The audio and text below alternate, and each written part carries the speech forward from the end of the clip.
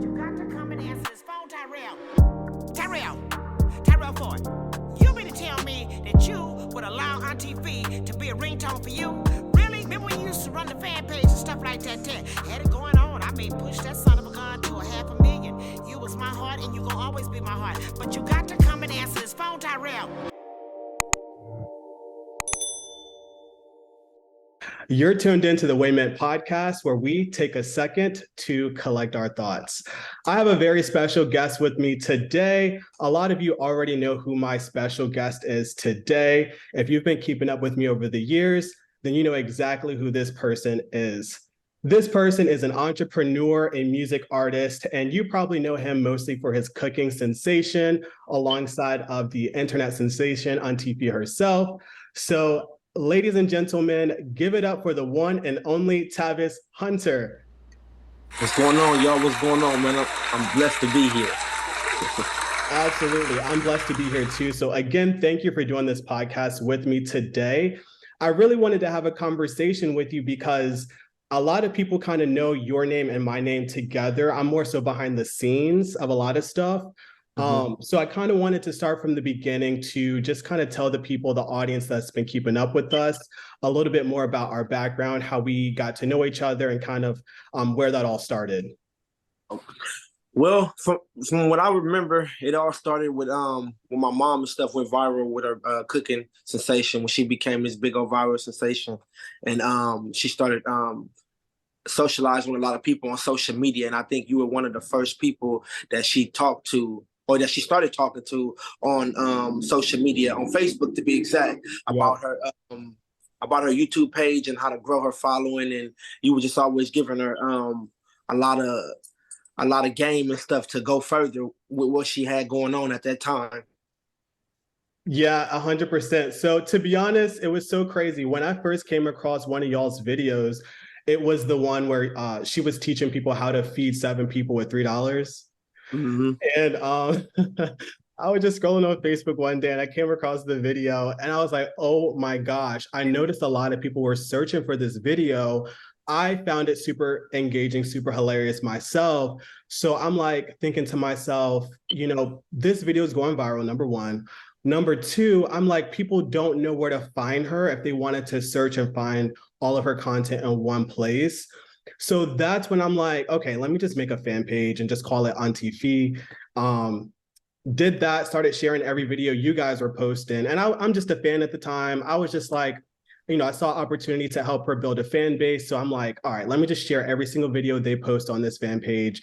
And next thing I know, that page blows up. So I was like, okay, Auntie Fee, hey, this is what I'm doing behind the scenes, you know? And then she would just call me whenever she needed like any type of like advice on how to work Facebook.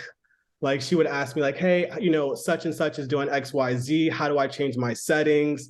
So I will walk her through, you know, how to change her settings to navigate her Facebook world.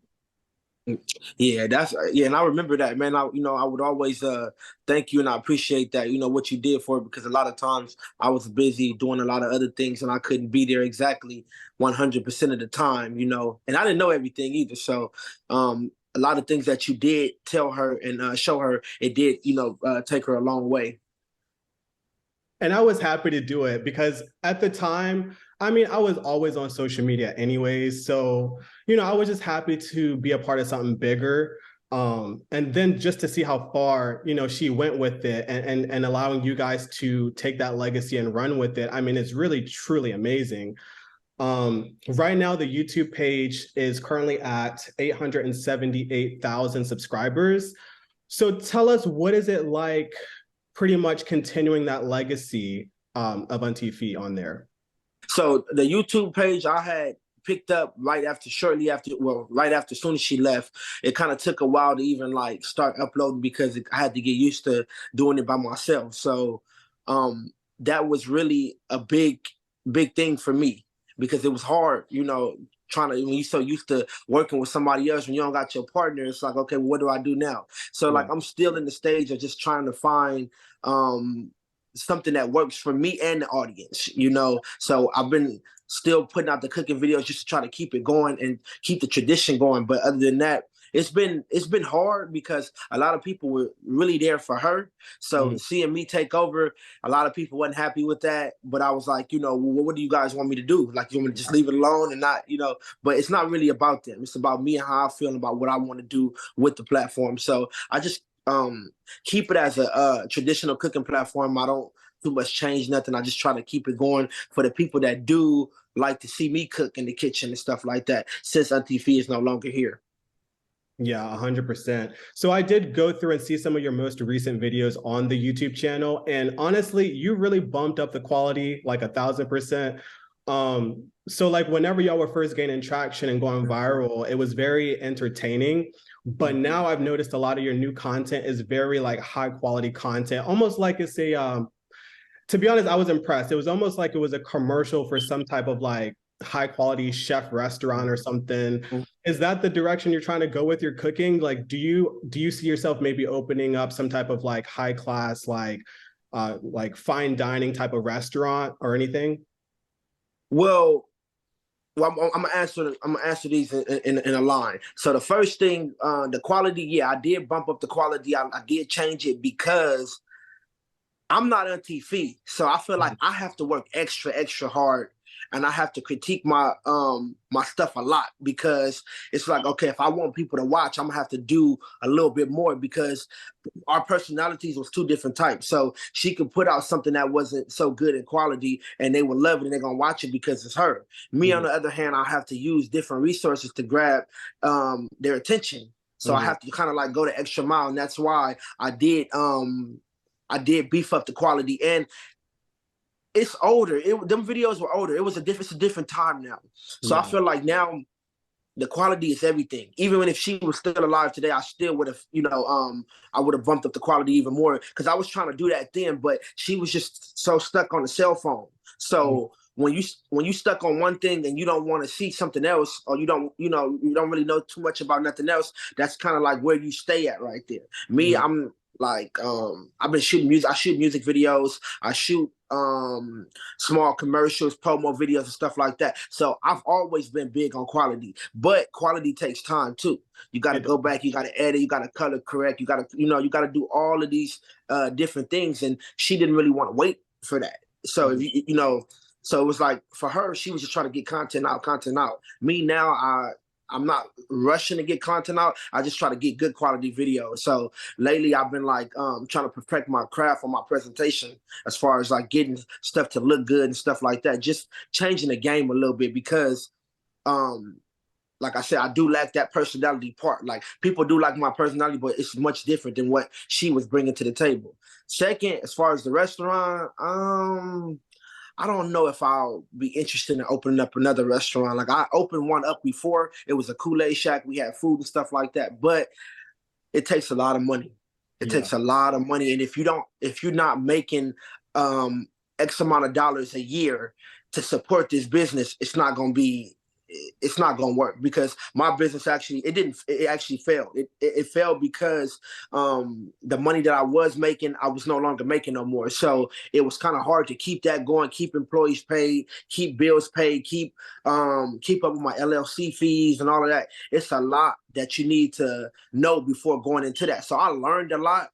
But if I was to ever open up something, it might would be a food truck, or it might would be a snack truck or something like that, because it's cheaper on overhead.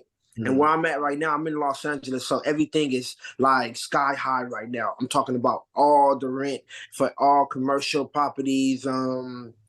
Anything that has to do with business is high right now, which is why a lot of businesses right now are kind of like leaving LA and going somewhere else, because it's so like, the business is so high out here. I'm sorry about that. It's so high out there, and everybody don't want to pay. And it's hard to make a profit when your overhead is thousands of dollars and you're only making a couple $100s a day. It's not adding up. So eventually, if I do come back with something, if I do get a restaurant, it might be more when I'm more in a good financial place to afford that. But as far as just like throwing something else out there, it would have to be like a food truck or something like that. And I'm just being honest. So you are pretty much, well, you seem like a natural born hustler. So I identify with that part of you. But what I'm wondering is, were you a content creator first, or were you exercising your hustler mentality more so first? Like, which came first? Because like what I'm saying is, before you guys started to go viral, what were you up to? Like, were you like hustling, trying to make a dollar, or were you already trying to make content and be a content creator or a music artist? Well, before she went viral, I was working on my music. I was trying to become a rap artist. So I always been making music, always been doing music videos and stuff like that. So acting and artist, was being an artist was my two things. So if I wasn't working on some type of short film or something like that, then I would be focused on my music, getting music videos and stuff done like that. So that those were the two things that I was doing, like, and filmmaking. So I was just always behind the camera, either taking pictures, either shooting something for somebody else. But I was always involved with either music or acting. Those were my two main things. And I always had a hustler mentality, so I had to hustle to buy stuff, to get stuff done, like to get equipment, to be able to pay for things to come together and stuff like that. So it all kind of went hand in hand, honestly. So with your music, first of all, you are actually very talented. I hope I said that during your introduction, because I do have it written down that you're very talented. But there's one song particularly that I wanted to highlight today.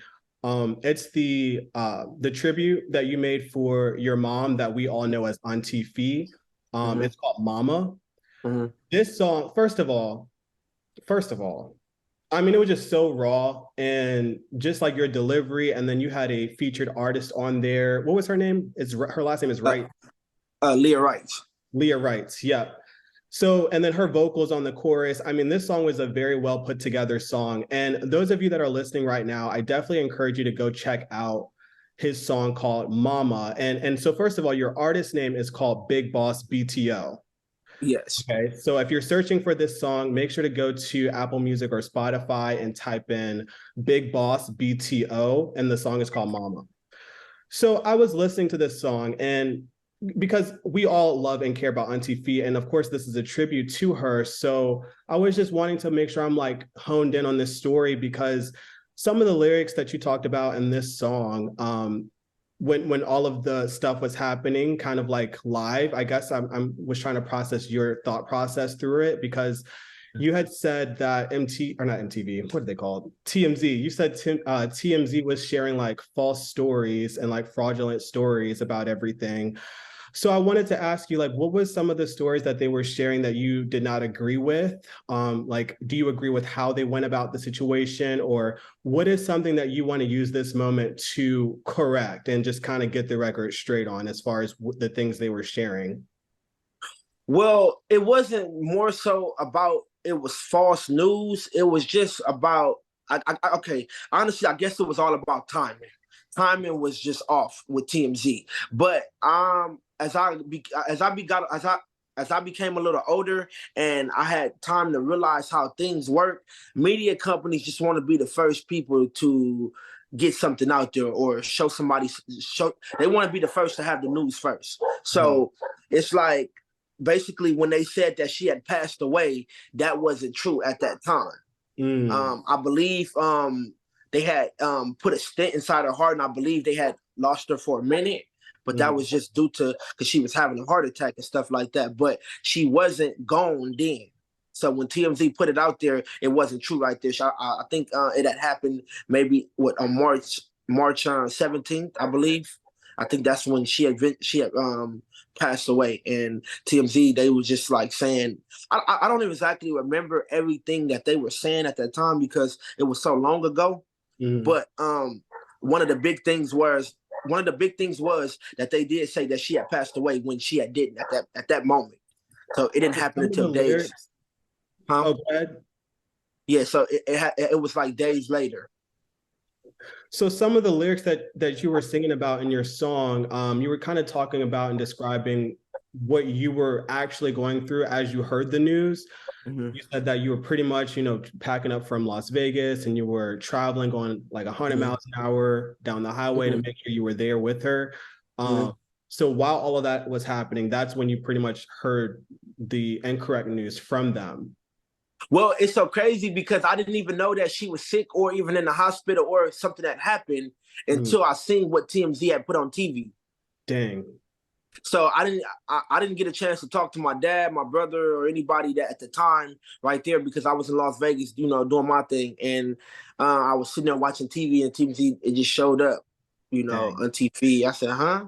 Yeah. So that's how I initially found out. Then I had called my dad, and he explained to me what happened. No, she didn't pass away. It was just she was having a heart attack, and they put a stent inside her heart or wherever they put that at, and I think she had kind of like coded for a minute, and then they brought her right back, so yeah, I'm trying to figure out how TMZ had found out before you had found out. That's what I'm kind of like trying to figure I that guess out. it was somebody from the hospital, if I'm not mistaken.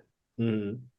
Somebody from the hospital provided false information to them right then and there, I guess, because they knew who she was and they seen her come in or whatnot. And I think that's how that happened. Don't quite quote me on that, but I believe, if I can remember, that's how that happened right there. Oh, okay. Yeah, because I was just like feeling the energy and like kind of the anger and frustration that you were putting out in that song. Like I said, a very good song, but at the end of the day, it is your story and your experience. So that's why I wanted to kind of just like chat about that to see if there's anything you wanted to clarify on that.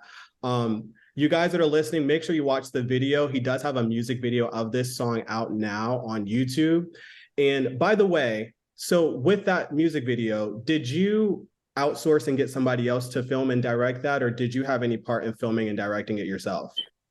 As far as the way the direction went, that was my idea so all the directing and stuff like that.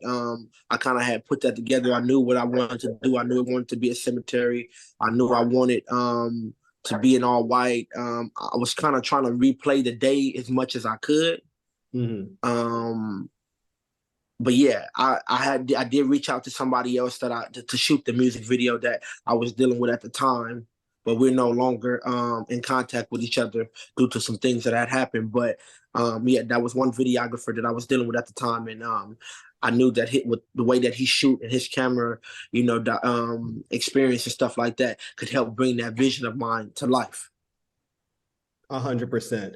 So you're definitely super talented when it comes to the camera, doing your camera work, but you also do recording work as far as like do you record your own music, right?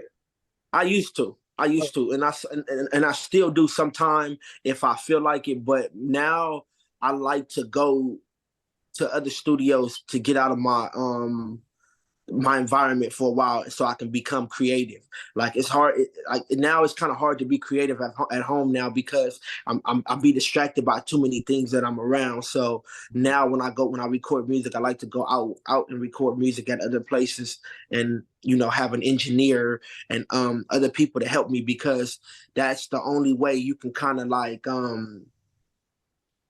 better your sound and perfect your craft, because it's like you don't have to worry about all these different things no more. When you're recording it, all you have to do is worry about recording it and delivering it right. They'll work. These other people are there to make sure that it is mixed down properly. Words are being delivered correctly. Like all of that, everything that has to do with sound. Like I don't want to deal with that no more. So like even though I know how, I feel like it's better to let somebody else that do this for a living help me, because it's a difference. Like I'm a jack of all trades. I really haven't mastered anything. I just do a lot of different things. So when I do all these different things, it's different when you somebody that do this for a living versus somebody that know how to do it. You get what I'm saying?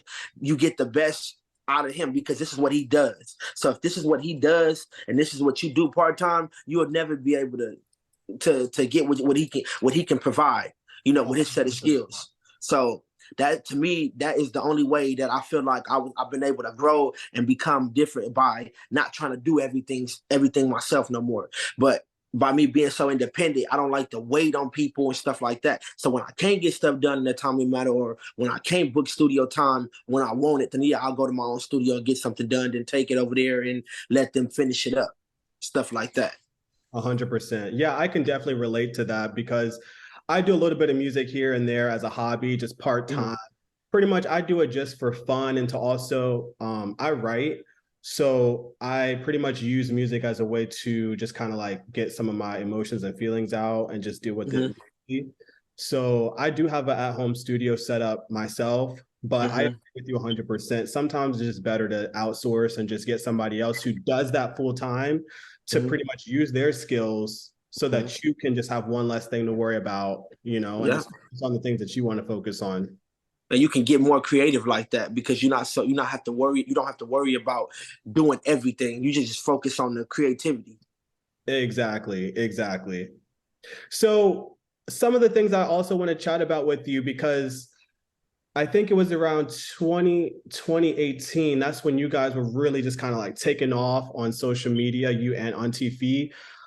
So I think Jimmy Kimmel was the first person to invite you guys on a large daytime show. Is that right? Jimmy Kimmel was the first. Yeah, it was Jimmy Kimmel. So what was that like? Because I mean, I'm assuming you haven't been on a national show before Jimmy Kimmel, correct? So tell everybody what that was like, what was going through your mind when you got the invite to be on Jimmy Kimmel, because everybody knows Jimmy Kimmel to be, a super lightweight, hilarious type of person on daytime TV.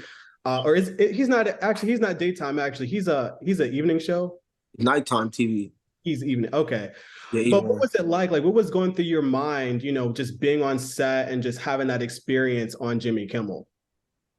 Well, honestly, when that had happened, I didn't really know who Jimmy Kimmel was. So, because I wasn't a person that watched TV a lot. But after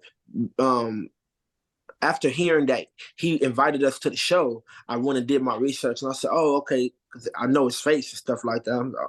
And I watched a couple of his shows and seen how many different artists he's interviewed and he's had on the show. He's welcome to the show. So I thought that was really big. And if I can remember, when we went to the show, we actually went to Hollywood and we went to film with Jimmy Kimmel. The way we were treated, the way we were greeted when we got there, having your own room with your name on it and stuff like that. Being around a bunch of different people that, is big in the entertainment industry. It was a lot of people there, and you didn't really know who.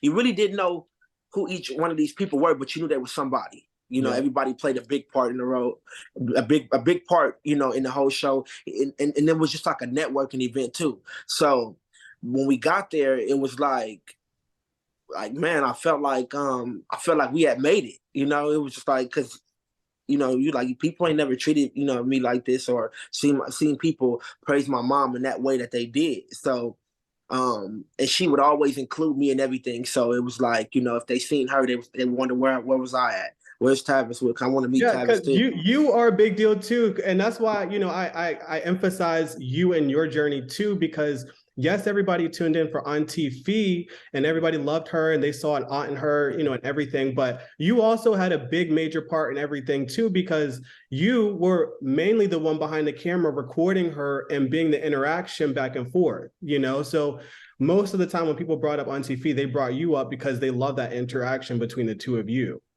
Yeah, but see, me at that time, I've always been one of those type of people, like, I felt like my time would come. So I felt like, honestly, it was more about her at that time. Yeah. And I felt like, I was like, well, you know what? I want to let her have her shine. I didn't want to take that away, because it would be times to where she would get invited places or get invited to do things and she would turn them down because they didn't want me.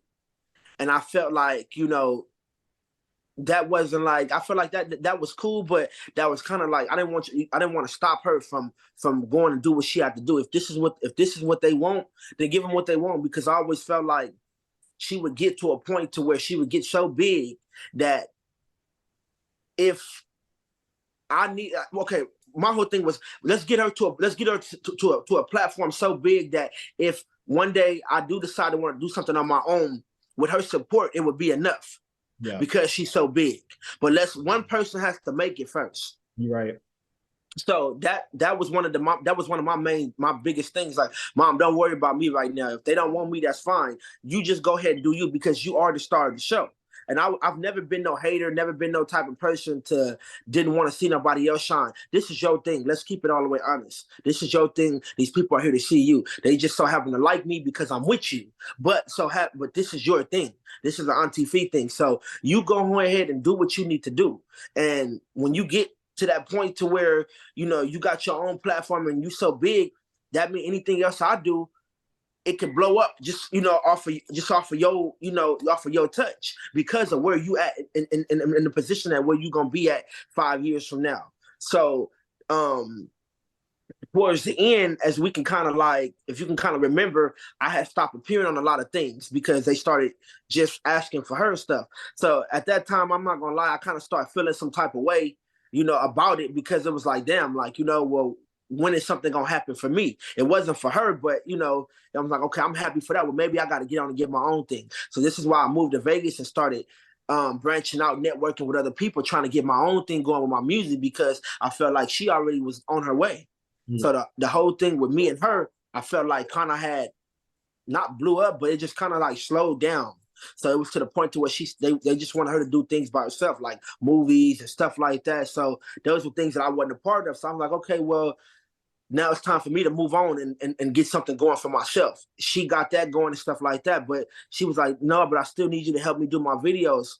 So I would come back and forth sometime to help, but that would frustrate her because I wouldn't be around to help do it no more. But I just had to I wanted to get something going before, you know, before she had checked out, because one of my biggest fears was like, I didn't want to be left here on earth, because I was still living with my mom, but I didn't really have nothing going on for myself. So I didn't want to be left here and trying to figure something out if something did actually happen to her.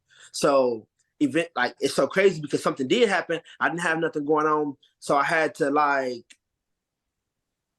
figure it out. And it was hard because it was like I was still young at the time. So I was living at home and I was still depending, you know, on her for certain things, like the money that we would get paid for the videos that we would do on YouTube. That was like something that I was kind of living off of at the time.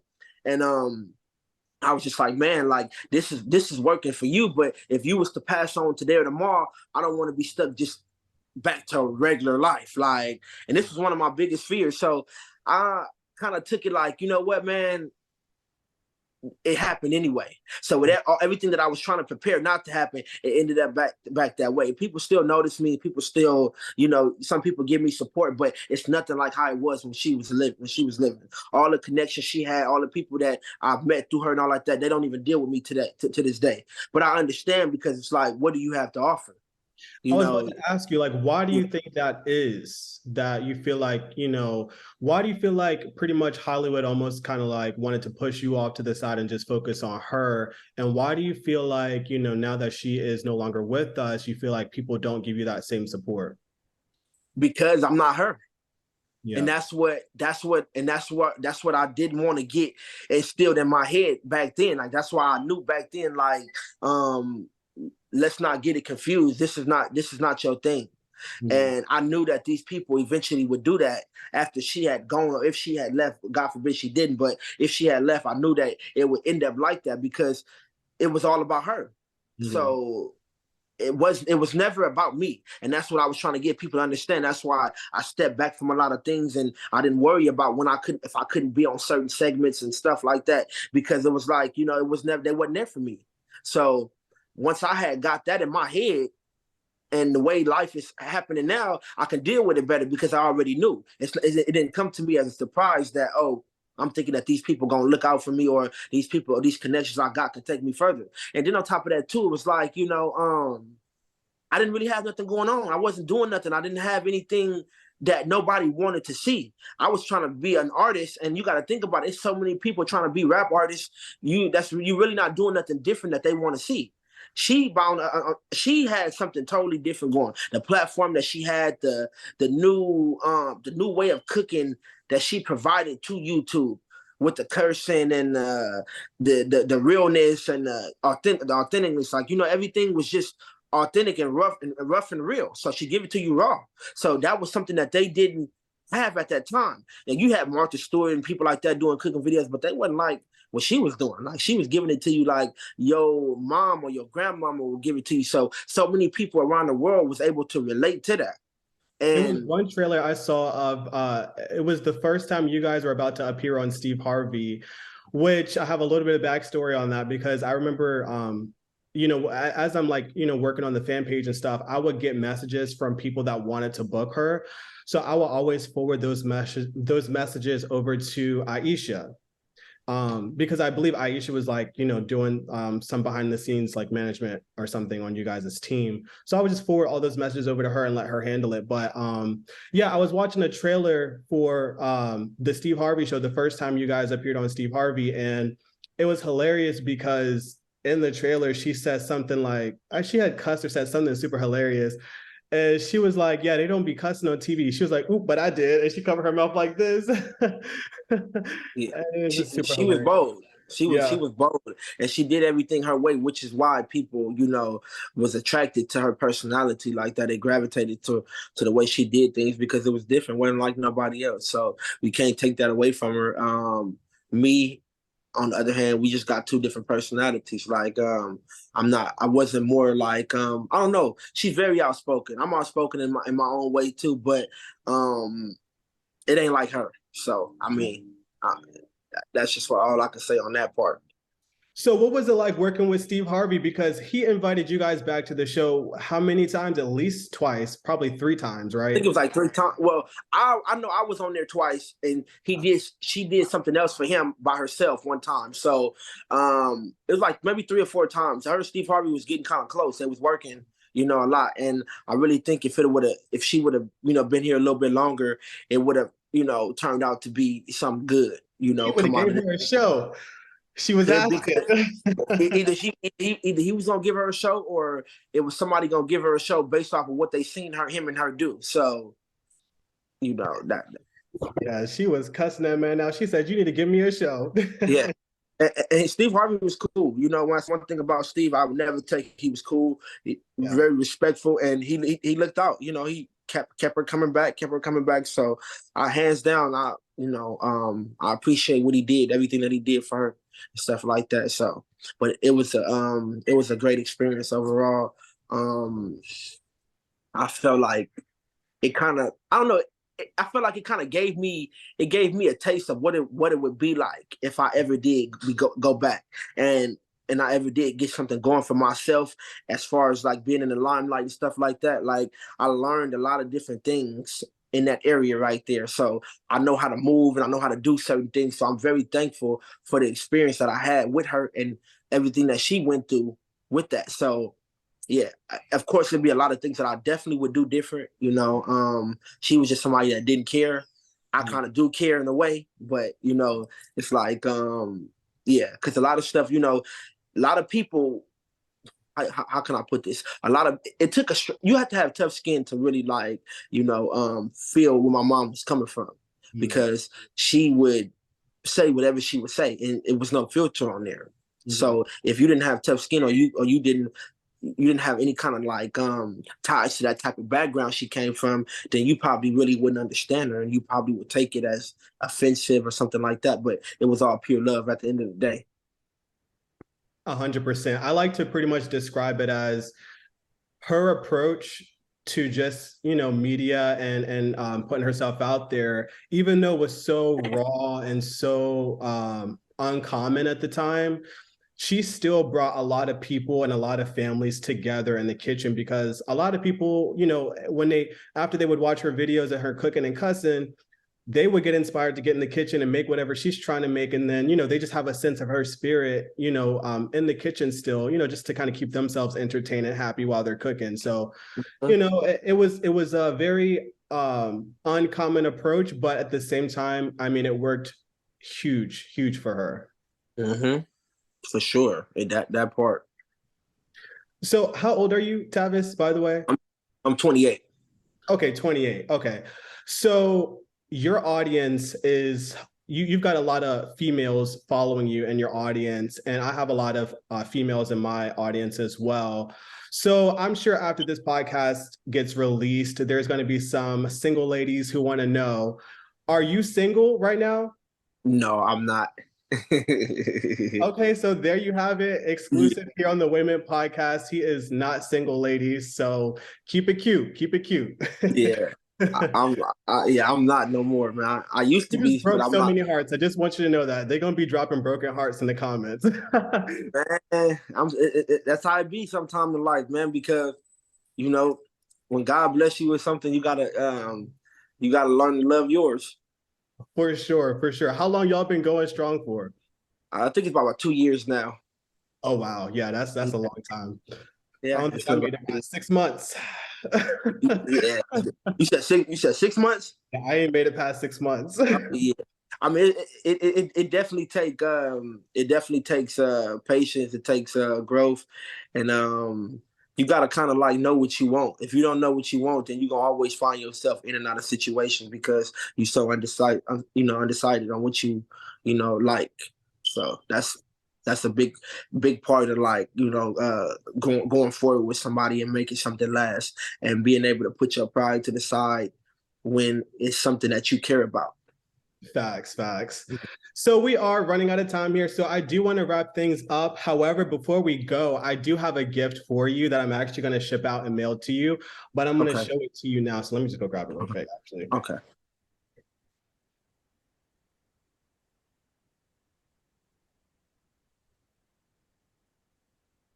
Okay, so like I was saying, I do have a gift for you. So I'm going to ship this out to you. This is a apron. Dope. It says loving myself unconditionally for personal reasons. For sure. I'm gonna definitely use that in my next cooking video.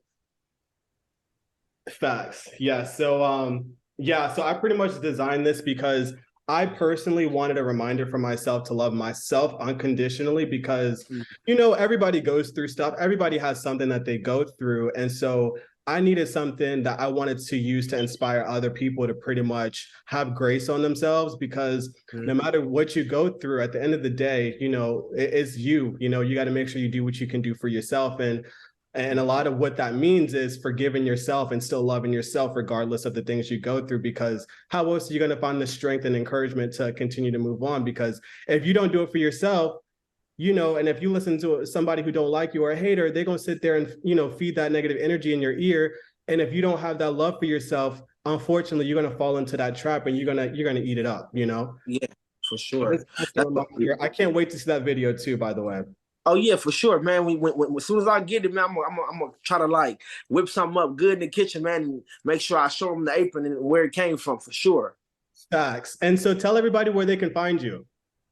I'm on, as far as my music and everything, it's on Spotify, Apple Music, Shazam, everything that you can think of. If you go on Google and just type in Big Boss BTO, all my links to everything will pop up.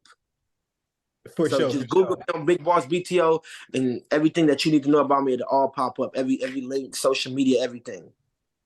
Well, Tavis, again, thank you for tuning in with us on the Wayment podcast.